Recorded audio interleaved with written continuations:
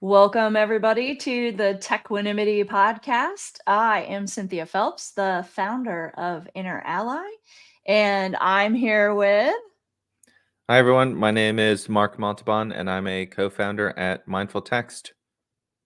And today we were supposed to be interviewing Dr. James Doty, who is the founder of the Center of Compassion, Altruism, Research, and Education at Stanford.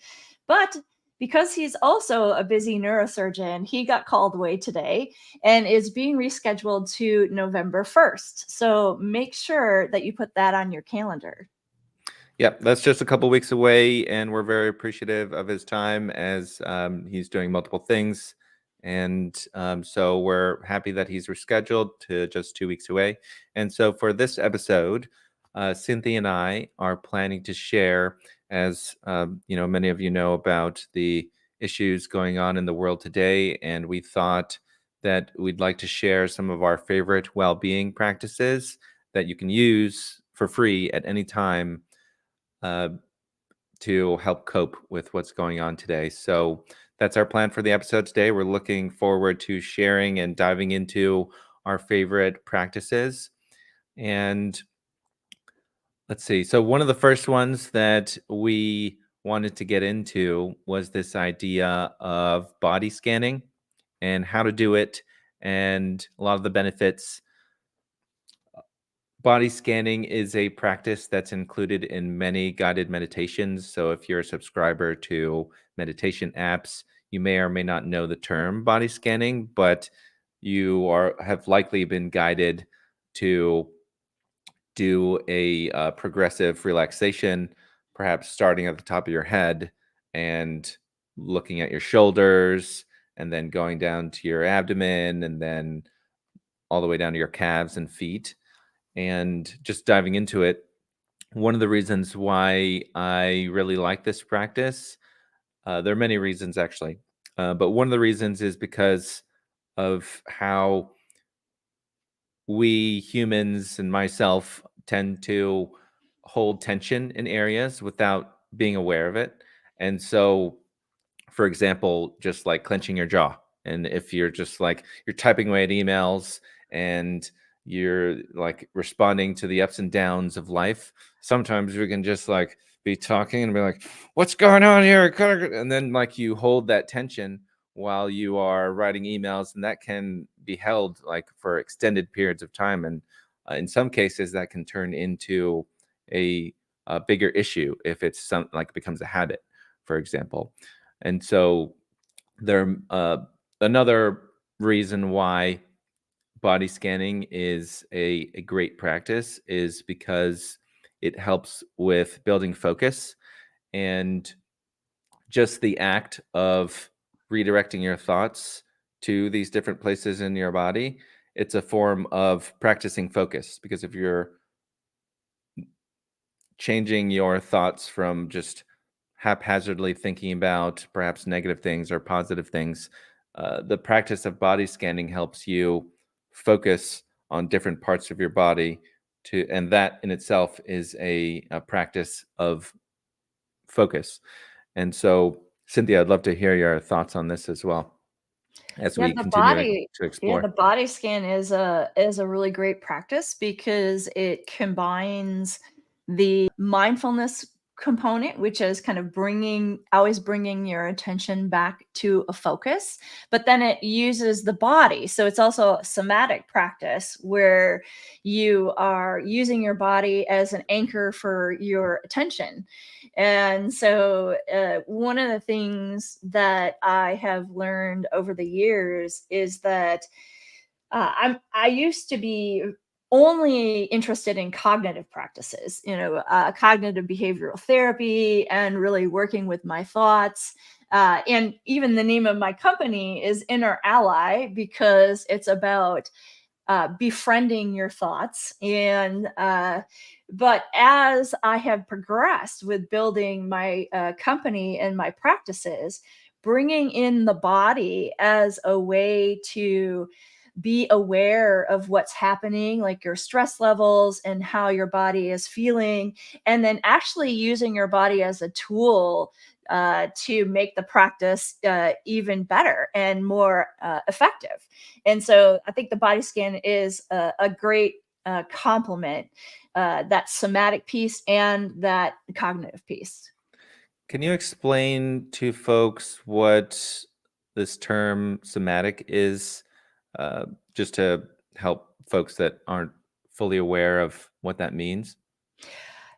It's very simple. The root word soma just means body. A cell soma is like the body of the cell. And so our body is somatic. And so when we say somatic, we mean something that involves the body. And so in psychology, you might hear the term somatic experiencing. And in that case, the way that term is being used is you're using your senses to be aware in the present moment. And it's one of the ways that you can take yourself out of fight or flight if you're feeling panicked or you're feeling anxious or any kind of difficult emotion. You can just stop and pause, and you can use your eyes and look around the room and notice what you see, or you can feel the temperature of the air on your skin or the pressure on the chair where you're sitting. And you can use these sensory systems and your body as a way to bring your attention back into the present moment where hopefully you're in a safe and secure space, and it can be more of a grounding and centering practice for you. Yes. And definitely as a reminder for the practices that we're sharing today, do not do it while operating heavy machinery or driving. Typically not recommended uh, while you're doing something that's not as safe. So definitely do these practices while you're in a safe location, sitting at your desk, perhaps, if that's a safe place. or I love laying down for the body scan. I think that's one of the only meditations I like to lay down for. mm, And in terms of creating a supportive space for yourself to do these practices, one of the things that I like to incorporate some compassion in when I do the body scan. And I'm trained in as a mindful self-compassion teacher, and so when we do our body scans, we incorporate a couple of different techniques in addition to kind of focusing our attention on a place in the body and then relaxing it. As we go through the body, we might stop in different areas, particularly areas where people will hold tension, like you said, the jaw, or like for me, it's almost always my shoulders. And to just pause there and to even, maybe lay a hand over an area that might feel a little bit stressed or tension or even some pain, and just pause and intentionally kind of send some compassion towards that area that might not feel so great. And for another way that we can make the body scan a little more comfortable for people too is to remind everyone that all of it's optional. And so if we go down through and we hit a part of the body and that's really a trigger for you for some reason, I know a lot of people are triggered like around the belly area, or if they've had an injury, they might be triggered, or a surgery. And so I always make sure to give people flexibility of kind of skipping a part or choosing a different part as we're going through. And another thing that I like to bring to the body scan, well, I say it's but these are compassionate practices that have been around for a long time, thousands of years, is little moments of appreciation for the body parts as you're going through them. And so sometimes when I do the body scan, particularly when I get down to the feet, and I might say something like, and remember, how much work your feet do for you every day, carrying us around the world. And like take a moment and send a little bit of gratitude, a little bit of appreciation to that area of your body. And so some of these little practices can uh, make it even a little more trauma informed and can make it feel a little more supportive for people as well. Yeah, it's the body scan practice, I think, can be very powerful also from a health perspective. And I have an example. Um, so my dad, he was, I believe he was, the term is called bunions, and it's when like your big toe is like overlapping your other toes. And I noticed with myself that I habitually just started stacking my big toe on top of my other toes just because it's kind of like crossing your arms. It's like I'm gonna cross my big toe, but I've noticed that that can also lead to just your big toe just starting to move in that direction. And so by practicing awareness of your body, you can prevent something as simple as bunions from happening, and you can consciously spread your toes out more, for example, just by bringing more awareness to your body. You can catch potential health issues more quickly. Bringing attention to your lungs, do you have issues there? Of course, go to a professional if you notice these things, or if you notice anything. It gives you more knowledge and ability to address things early if you think there may be an issue. And that's one example of an area that I think can be helpful, and it can be applied to all different parts of the body. And our feet in particular, it's so far from our brain and eyes that I think it's a very typical part of our body that we tend to neglect or think about the least. And so that in particular, I think, is a great example of the use of body scanning and how it's useful in general as a practice to build a habit to do. Just check in with your body. Are you holding any tension anywhere? Can you release it? And perhaps it'd be useful to go through just a quick explanation of how to do it. Cynthia, would you like to share? Sure.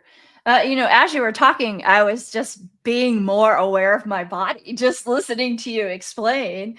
And so, in a typical body scan, people usually start at the top of the head and then go down towards the feet. And so, I'll just go a little bit here in the body. And so, you could close your eyes, which can help you to kind of tap into how you're feeling in your body, or you can cast them downward if that feels a little more comfortable for you. And then begin to place your attention in your body, inviting you to see if you can focus it on your forehead. Sometimes that's an area that we scrunch up and hold a little bit of tension in, noticing now if you can just release a little tension from your forehead. Oh, and I like Mark is already taking a deep breath and using his breath. Excellent. And then let's just gently move our attention down into the jaw, which is another place where we can hold tension, perhaps even giving it a little wiggle.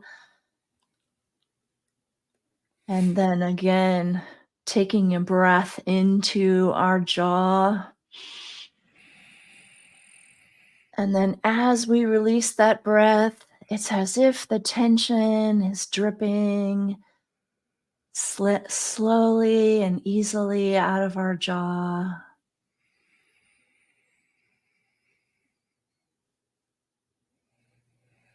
Taking a moment just to let it settle. And then let's just move on to the shoulders. Noticing now if you're sitting up, if your shoulders are straight or curved forward, allowing yourself to accept what is, noticing if there is any tension in your shoulders, allowing yourself to also breathe into them and breathing out any tension of the shoulders, allowing them just to drop gently as you do that.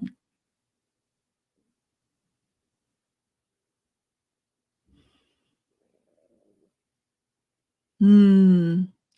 I can feel that even my voice drops when I do these exercises because I've dropped my own energy level down a notch. And so that's just a sample of a body scan. And I used to be really challenged by body scans when I first started practicing mindfulness because I was extremely disconnected from my body. I was like a head walking around with lots of thoughts, and that was it. And my body was just like a vehicle that took me around the world. And one of the things that's really come up for me this year is that my secret to success for not only my own health, but for the work that I want to do in the world is about being aware of my body and honoring my body and treating it well. I love that. And thank you for doing that guided exercise for our audience. That was great. I felt a small release of tension in my shoulders, and I was actually after I even talked about my jaw, I was it just went back to like clenching even a little bit. And just to touch a little bit about the idea of releasing tension, it can require practice. For example, within the body scanning practice, you prepare yourself as the first step and just get into a comfortable place. And then, as Cynthia guided us, you go through different parts of your body. You may focus on one area over the other and continue to observe different parts of your body. And the final step typically is to consciously and actively release that tension. And so for different folks, it may come easier, it may be harder. One of the tools to release the tension, as Cynthia pointed out, is the breath. And so doing a slow, deep breath while focusing on that area can be a way to do that. It can require practice to kind of like control a specific part of your body. Like, how do you like uh, stop tensing your shoulder? Like in some cases, some people have been tensing it so much they've maybe forgot how to do that, for example. And so it might require practice. Essentially, definitely keep trying. And I want to read off some of the benefits as well, because I was skeptical of all this stuff, getting into mindfulness, meditation, etc. And one of the convincing factors for me was just reading the science and the benefits. And so I'm just going to read some of the benefits of body scanning practice. And these I've pulled from scientific studies. And so I recommend doing your own research and validating for yourself. So this is just really a starting point to understand the benefits. And so the first one is increased awareness. And this is logical, right? If body scanning can be boiled down to practicing awareness, and you're becoming aware of your body. So the increased awareness is a result of doing a body scan practice. One of the most famous ones is stress reduction. And so it has been proven to reduce stress. And just logically thinking about that, we may subconsciously be holding stress in our shoulder, or tightening it, or our jaw. And just by choosing to unclench your jaw and relax parts of your body, you are therefore releasing stress, for example. Improved focus and concentration is the third benefit. And this is logical as well, because if you're practicing bringing your focus to a singular point, whether it's your neck or your jaw, that's you continuing to practice that focus muscle to continue that singular point of focus in your jaw or your shoulder, and practicing um, just bringing focused awareness to different parts of your body. So improved focus is a result of doing consistent body scanning practice. It promotes relaxation, of course, and that's evident in what we've been sharing. It aids in pain management. And to me, this is because of how we can simply change our relationship to existing pain, or it may be because we're unconsciously creating pain. For example, if we clench our jaw too hard, that can be painful. And in some cases, we just need a reminder to not do that. Um, Emotional resilience is the final benefit that I've collected here on body scanning. And um, Cynthia, I know that you've brought this idea of compassion to this practice of body scanning. So maybe you could talk about a little bit about how the practice of body scanning can, particularly including some compassionate notes that you include with it, and how it improves emotional resilience. Yes, compassion, particularly what we're talking about here is self-compassion, really is pretty tightly correlated with your ability to be resilient, your ability to be kind of flexible and adaptable in situations. And it is largely a result of you are not working against yourself. And so, if you imagine a person who is compassionate towards themselves, particularly when they're suffering, maybe they have painful a stress or something like that. And if you respond to that stress in your body or that pain in your body with this idea of like, oh my gosh, my shoulder hurts. What if it's an injury that's never going to go away? And you pile on all of these thoughts that make everything worse. That's the opposite of resilience. And so, one of the wonderful things that self compassion teaches us to do is to be aware of some of those thoughts and to then create some thoughts that actually serve us. And so, a thought around maybe a painful part of our body, like maybe a shoulder. I could say to my shoulder, like, "Oh, I'm so sorry, shoulder, that you're feeling bad. Like, I promise to take good care of you today." Like, or you might even, and it sounds a little strange, you might even ask your shoulder, like, "What do you need?" That's a Asking yourself what you need is a very compassionate act. And so your shoulder might just say like, "I would like you to stretch." Or, "I would like you to get up and take an Advil." And so really using awareness and then kindness with our bodies is that's the key to resilience.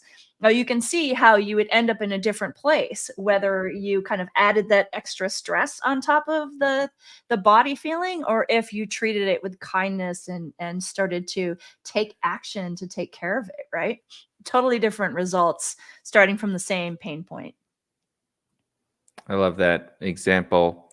And uh, there's notes from research that most of our thoughts are actually negative. And so I really like the example that you shared of just positive ways to continue this practice, because there's so many different negative ways to think about things. And I identify as an optimist. Well, actually, I identify as a skeptical optimist. I forget the exact term, but and I A forget exactly rational who, optimist. something like that. Um, but I identify in that way. I definitely like to skew towards optimism with an open mind to, okay, the reality is that not everything is positive.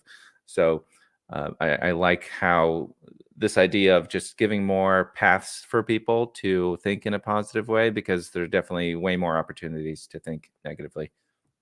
And this is a place where the practice of self-compassion differentiates itself from, say, positive thinking, and affirmation in general. Those both tend to be practices that keep you focused on a very positive mindset, which oftentimes is great, right? Because, like you said, we have this thing in our brain called the default mode network. And it's what gets turned on when we're not really kind of paying attention to everything. It's like running in the background. And this is a survival mechanism, and it's really scanning to try to figure out, like, is that going to kill me? Is like, is the boss going to yell at me? What do I need to be doing here, right? And it's there to help us and protect us. Like the people in our past 100,000 years ago, humans, who had a terrible default mode network, they died. They're not our ancestry, right? We're kind of the slightly paranoid people who are still here. And so the default mode network can sometimes start to run our lives if we're not using our mindfulness and our awareness.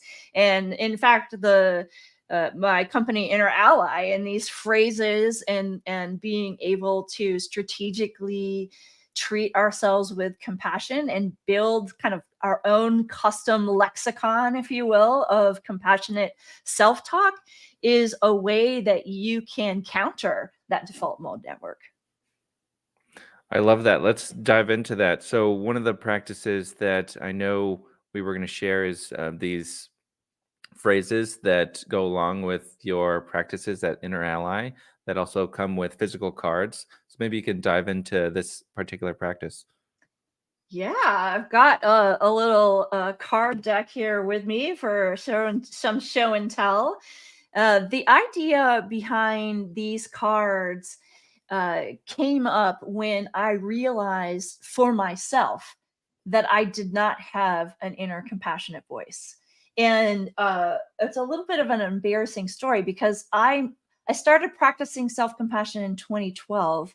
And I think it was 2015 when I was in the last session of my teacher training. And Dr. Neff was teaching. Dr. Kristen Neff is a premier researcher in self compassion here in the US, in Texas. And she modeled her inner compassionate voice for us in class. And it sounded like this: "Oh, darling, I'm so sorry you're going through this. This is so hard."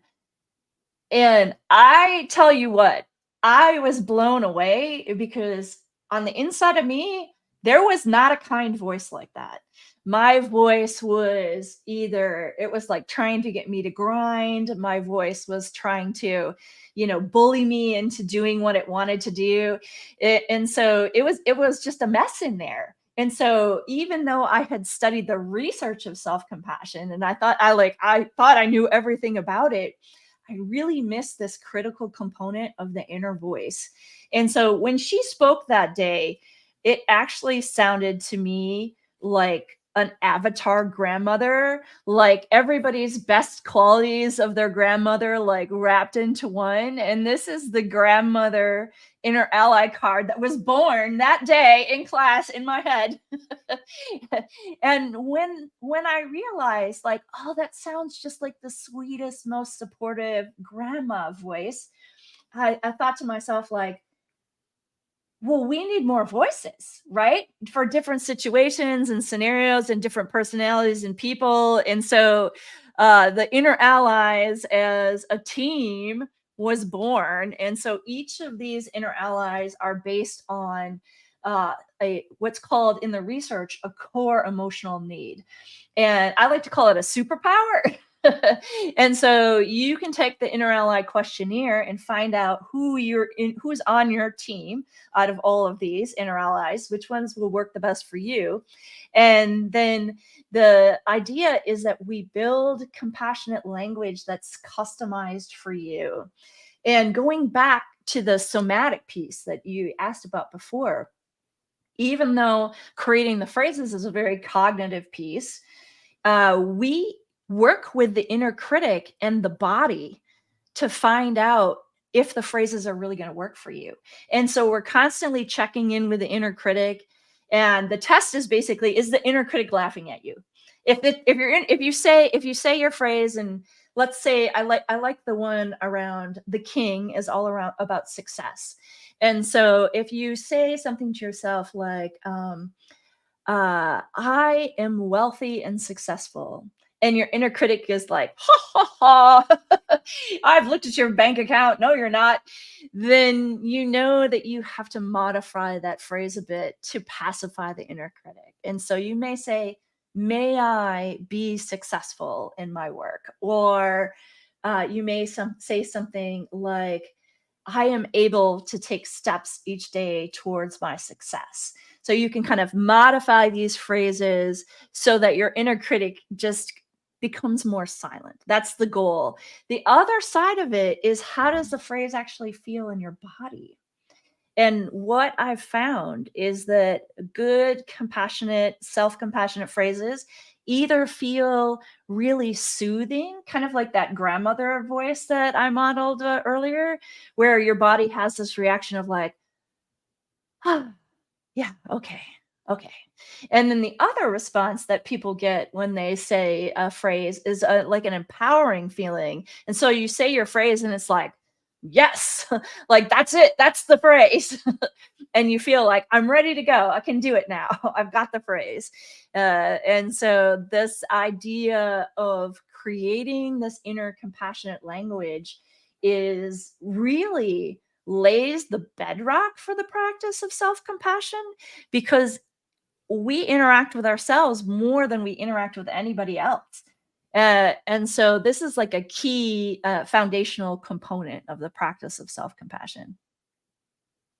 I love that. And I was happy to go through the experience and one of the inner ally experience.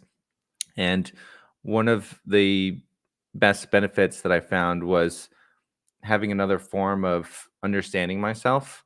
And I think folks in general are going through a long journey of that process in itself of just understanding yourself and what your motivations are and who you are, what your propensities are, and that your process is very helpful in going through that process and coming up with ways to get past certain stumbling blocks. For example, these beliefs that you mentioned, for example, around wealth, some people go around believing that they don't deserve wealth, for example. And that belief in itself can stop you from creating wealth if you just have that underlying belief about yourself. And so that example you shared is a great way of giving people a path towards addressing those often subtle thoughts that we don't really talk about this as like a society, these subtle ways that our brains and culture works. And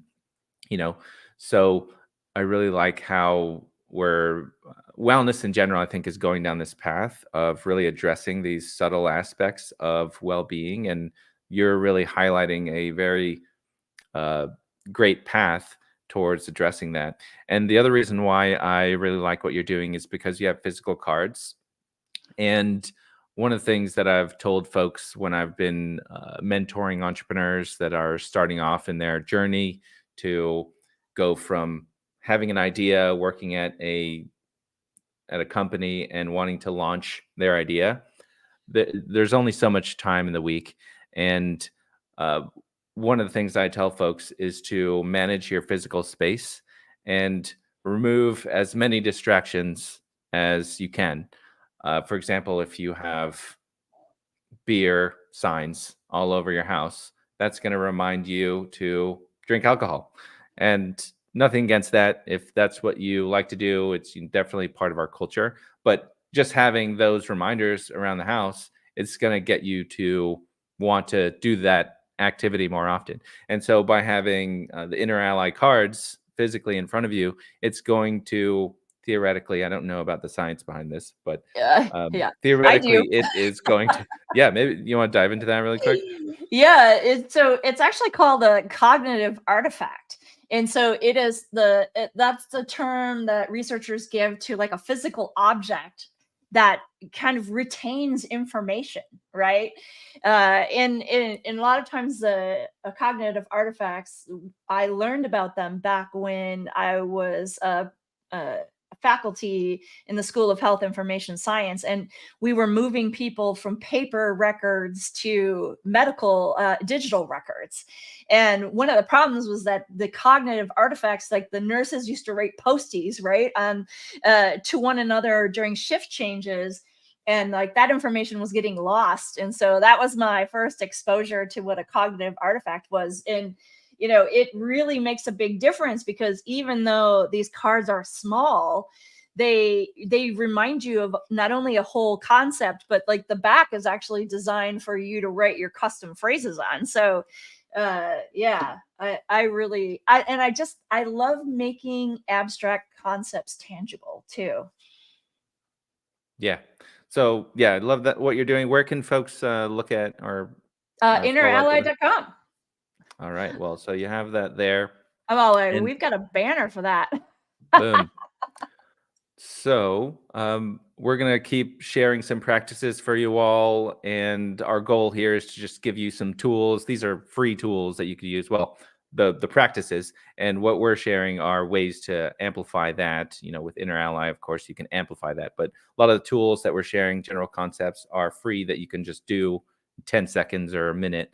So we recommend and encourage you to at least try the practices that we're sharing. So the first one that we shared was body scanning, and Cynthia shared. Can you repeat the name of the practice? I think it was like phrase something about phrases.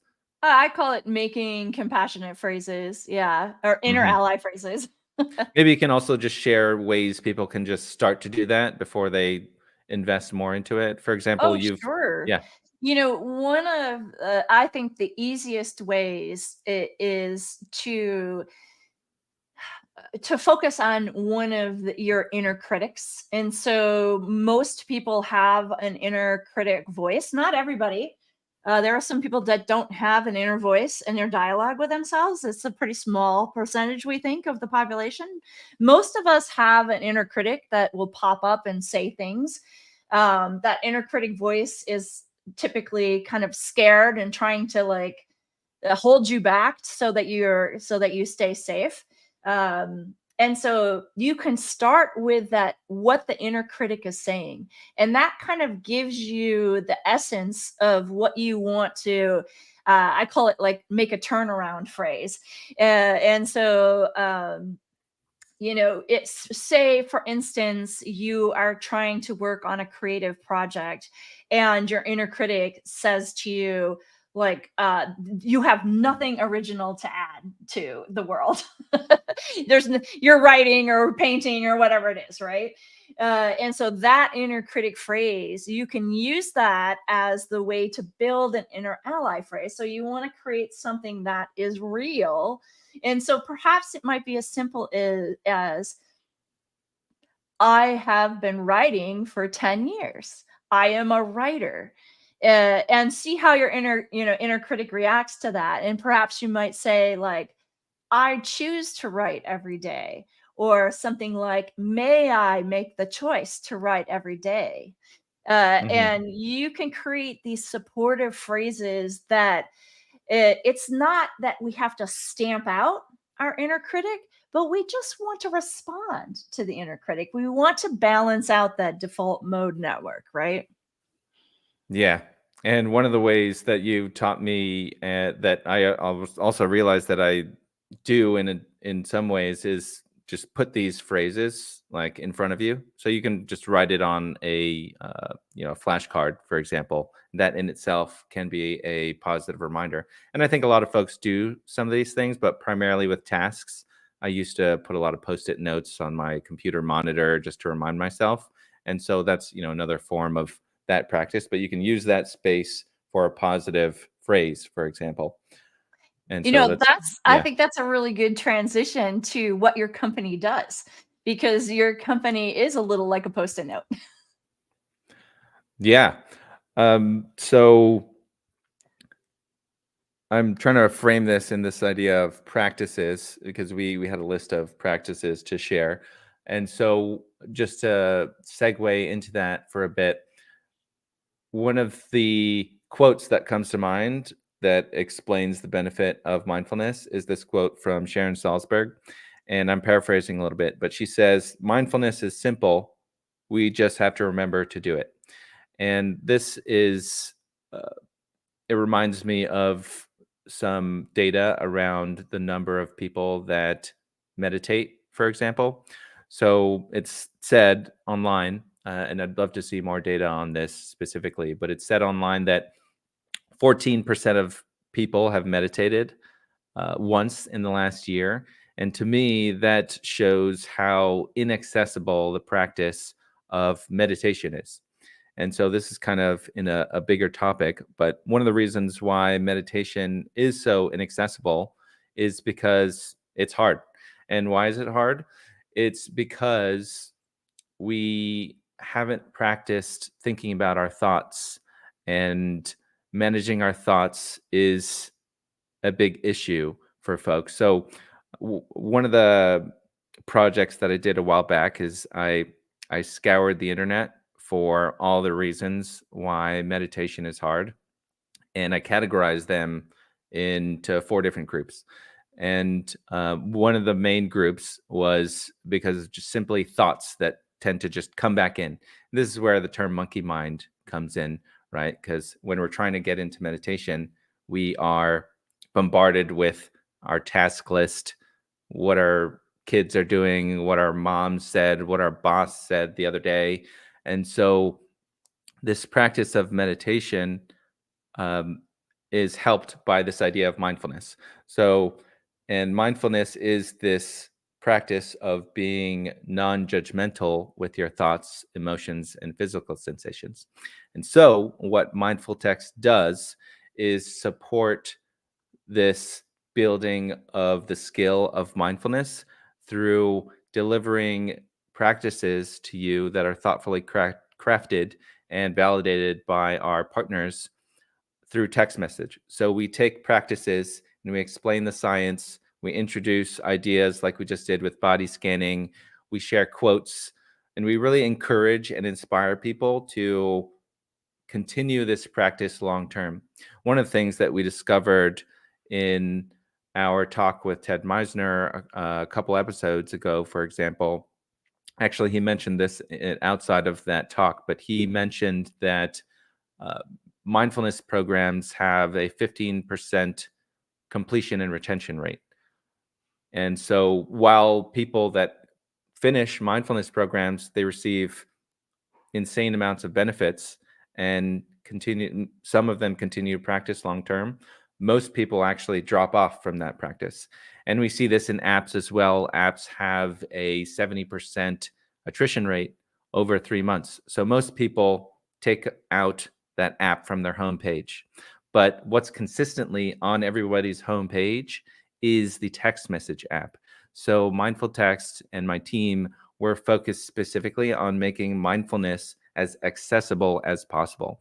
And so we've chosen the text message channel as our primary form of communication to help folks build this habit of mindfulness. And the results are amazing.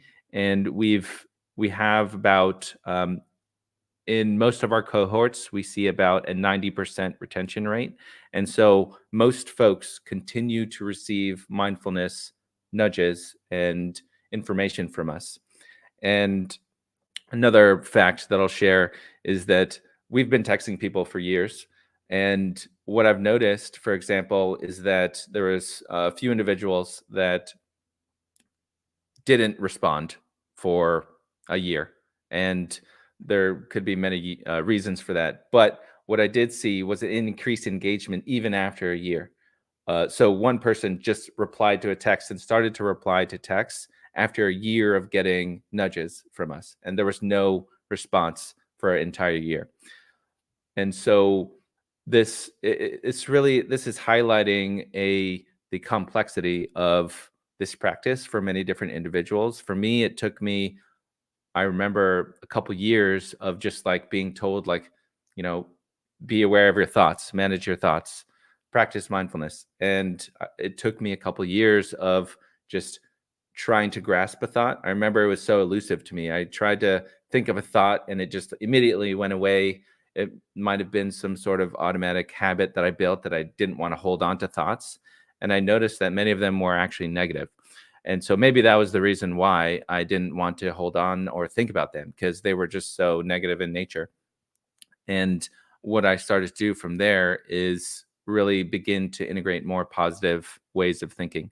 And so mindful text is here to help nudge you in this positive direction through engaging content delivered through the most accessible channel, which is the text message channel. So that's a little bit about what mindful text does. And perhaps this is a good segue into the practice of meditation itself. And this is something that Cynthia and I were planning to share with folks. And um, we talked a little bit about why the practice of meditation is so hard. And it's because of these, it can be because of these intrusive thoughts that prevent us from really becoming still and having a clear mind. And so, one of the best practices for building resilience against these intrusive thoughts is this concept of the use of an anchor. And so, while many of you likely have gone through a guided meditation, and an anchor is typically introduced during the meditation, and it can be, for example, the awareness of breath going in and out of your lungs, and just as thoughts come and go from your mind, continuing to bring back your focus to the anchor of the air coming in and out of your lungs is one anchor. Another anchor, for example, is throat friction. So you can, this is a little bit more tangible and helps me more so when I'm just focusing on the breath in my lungs, for example. I've tended to fall asleep because it's more subtle. But this idea of like actually breathing with a little bit of throat friction helps me get into a meditative state more quickly. I'll just do an example for folks here so you can practice if you'd like. And so as you take a breath and exhale, you can basically put a little friction in your larynx. And I'll do an example here. So take a deep breath. And then as you exhale, you can put a little friction in your throat. And so you can use this throat friction as an anchor, for example, to help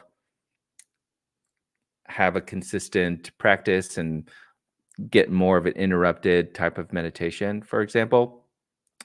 Um, Folks also use the rise and fall of the belly as an anchor, or air coming in and out of your nose, or the sensation of your feet on the ground or your back on your bed. And you can just continue to bring your focus back to one of these anchors.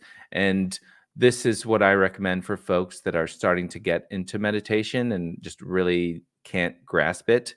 And there's 86% of folks that aren't meditating. So I imagine that this might be a big issue for folks. And so what I recommend personally is to practice this use of an anchor to um, really benefit from meditation.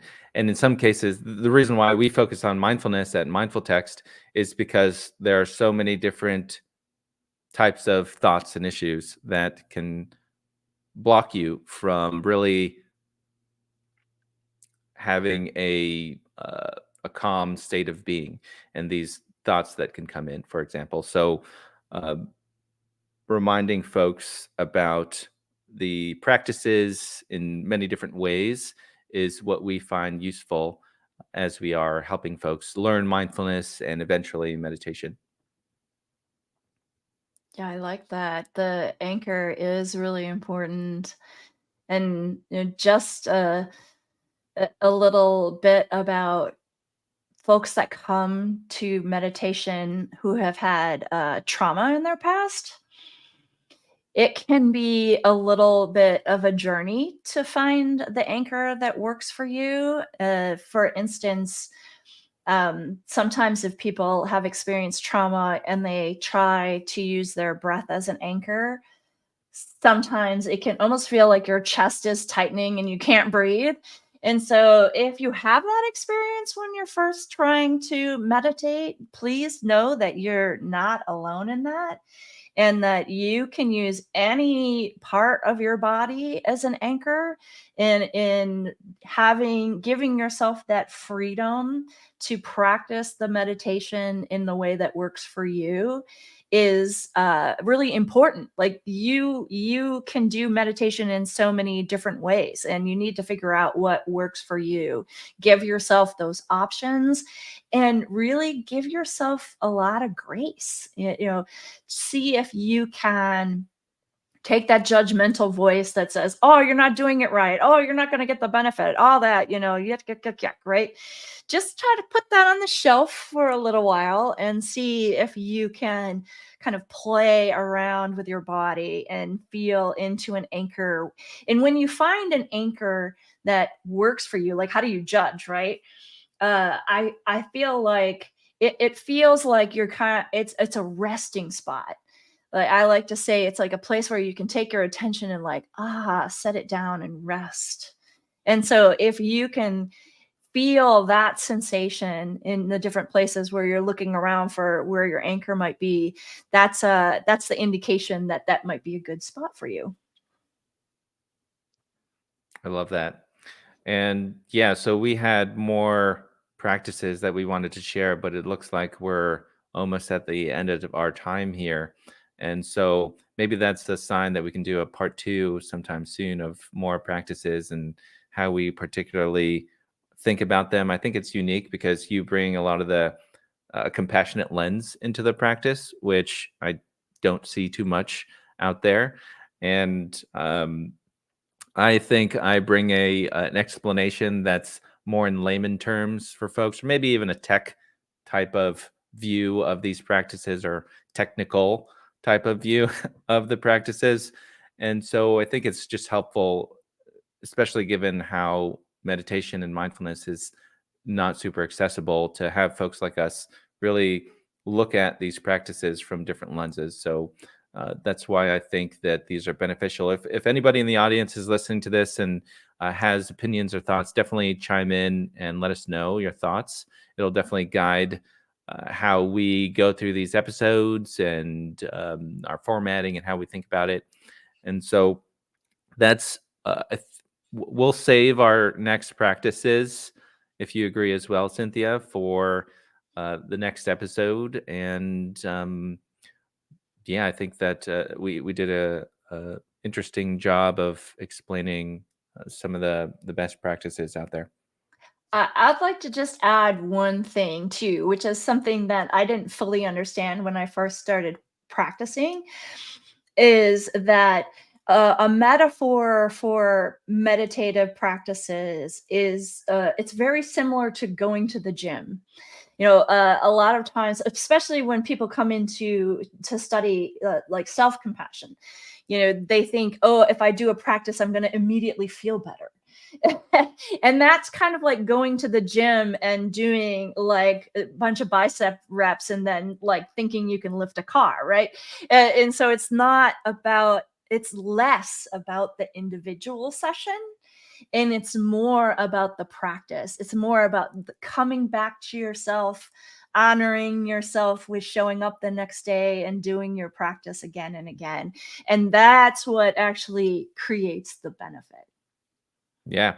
And just to add on to that, you can experience benefits immediately. For example, if you are clenching your jaw or holding tension somewhere that you can just immediately release, then that's a really great example of how you can just benefit immediately.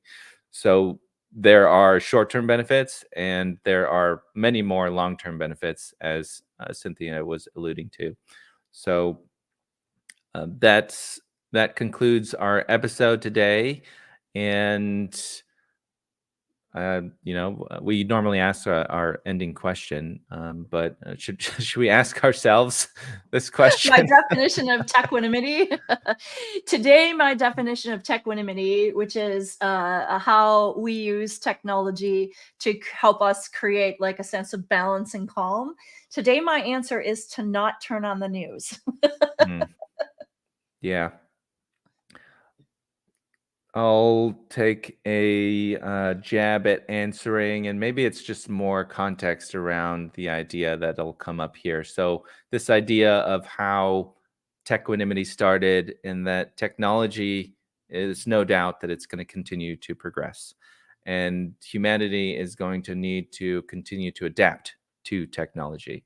And we're seeing that with job displacement, for example, and the use of social media and how apps have just abused our attention. And so there it's it's becoming a mandatory need for people to think about the impact, short term and long term, of technology on their well being. And so, what we're highlighting here are ways to begin to think about bridging the gap between well being and technology. And some of the practices we shared today are great ways to start building that positive relationship with technology. Absolutely. And, from a personal perspective, and also if you're like us and you are in the tech world and you're building and designing, it's so important to pay attention to mindfulness and compassion practices so that you're designing with an eye to not cause harm or maybe even to increase people's well-being. So, yeah, there's like kind of that twofold look at Techquanimity, that personal, and then how do we create the world that we want to live in as well. Yes.